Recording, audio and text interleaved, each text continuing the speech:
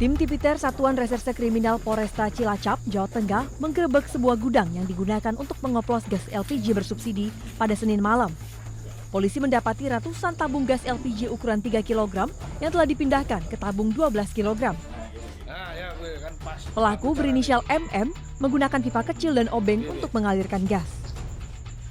Ini Satreskrim Polresta Cilacap telah mengungkap dugaan penyalahgunaan niaga gas LPG bersubsidi dengan cara mengoplos LPG 3 kg subsidi ke tabung 12 kg non subsidi. Menurut pengakuan dari saudara MM,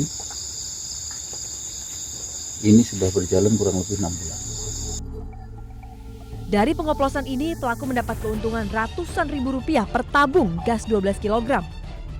Polisi menyita hampir 200 tabung gas ukuran 3 kg serta 12 kg dan sejumlah barang bukti lainnya. Polisi juga menangkap MM, pelaku sekaligus pemilik pangkalan.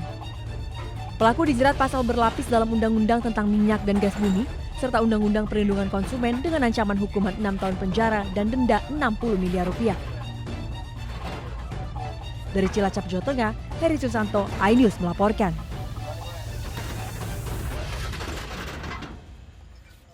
Mundur, mundur. Mundur.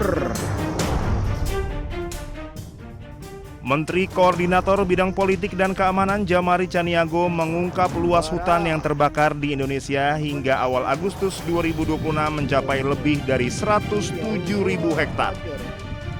Djamari memaparkan ancaman kemarau ekstrim ini menuntut penanganan ekstra cepat dan terukur dari seluruh pihak yang terlibat di lapangan. Ia berharap seluruh tim gabungan dapat menahan laju perluasan area terbakar melalui pengerahan personil secara masif. Guna menunjang pemadaman dari udara, pemerintah telah menyiagakan puluhan armada. Tim ini siap diterjunkan ke titik-titik krusial. Dari daerah yang kita waspadai sebagai daerah yang paling kritis, ada 6 provinsi, juga muncul di daerah lain. Di daerah lain di luar yang 6. Kalau yang 6 kita pantau dengan ketat. Ada yang di luar nih, seperti misalnya kemarin terbakar di Bromo. Itu sudah segera kita tuntaskan. Semalam sudah tuntas, mungkin tinggal 1 titik api saja. Kemudian di Jawa Barat juga sudah selesai di Gunung Gede Pangrango di situ. Itu pun sudah selesai. Kemudian di sekitar Rinjani juga ada, itu juga sudah selesai.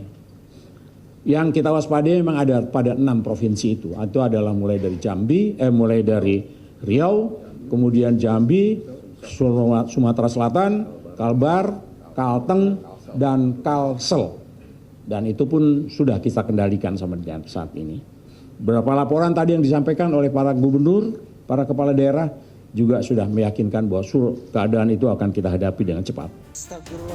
Sebelumnya, Menteri Keuangan Purbaya Yudisadewa mengatakan pemerintah tengah menyiapkan paket stimulus pada semester 2 2026 untuk mengantisipasi dampak El Nino yang sudah mulai aktif sejak Juni dan berpotensi mempengaruhi berbagai sektor. Purbaya mengatakan Presiden Prabowo Subianto telah menginstruksikan agar stimulus tersebut segera disiapkan sebagai langkah antisipasi terhadap potensi dampak El Nino terhadap perekonomian. Sekiranya akan diumumkan kapan Pak untuk El Nino, stimulus El Nino? Diumumkan kapan kira-kira Pak? Begitu selesai ya kita jalan. Saya masih diskusikan sekarang. Ini kan kalau diskusi kadang-kadang nggak langsung sejam selesai. Beberapa lama. Kami sedang menunggu kementerian terkait mengundang kami untuk masalah kebijakan stimulus itu. Hingga kini pemerintah belum menetapkan nilai anggaran maupun rincian program karena proses pembahasan masih berlangsung. Purbaya menjelaskan Kementerian Keuangan masih menunggu usulan dari Kementerian Teknis sebelum stimulus tersebut diputuskan. Dari Jakarta, tim liputan iNews melaporkan.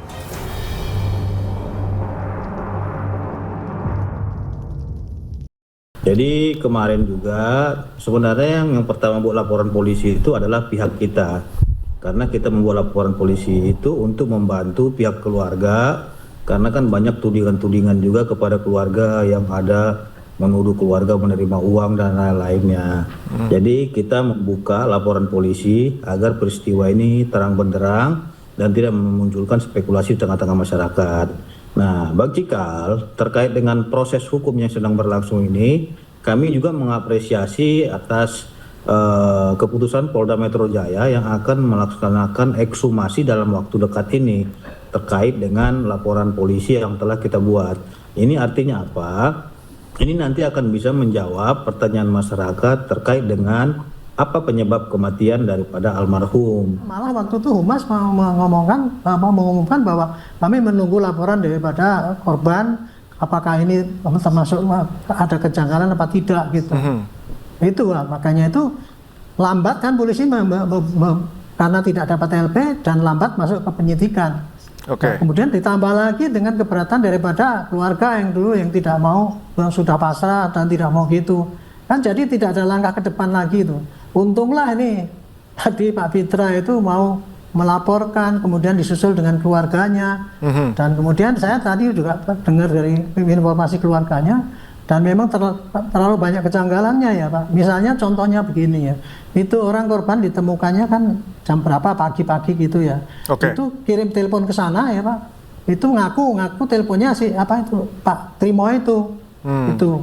Padahal pagi-pagi itu Pak Trimo waktu itu masih nelpon ke keluarganya, tapi jam 8-9 tuh ada telepon bolak-balik, tetapi nggak diangkat. Tapi begitu diangkat, Bu, ini Pak Trimo sudah meninggal, memberitahu gitu. Jadi oke lah itu diketahui ya. Tapi tiba-tiba kan kemudian disusul itu langsung jenazah di apa? Tubuh dibawa ke rumah sakit langsung cepet-cepet langsung dikirim ke sana pakai ambulan. Yang pakai ambulan itu pun kemudian kan 2 petugas ambulan, 2 katanya petugas dari kejaksaan kan gitu.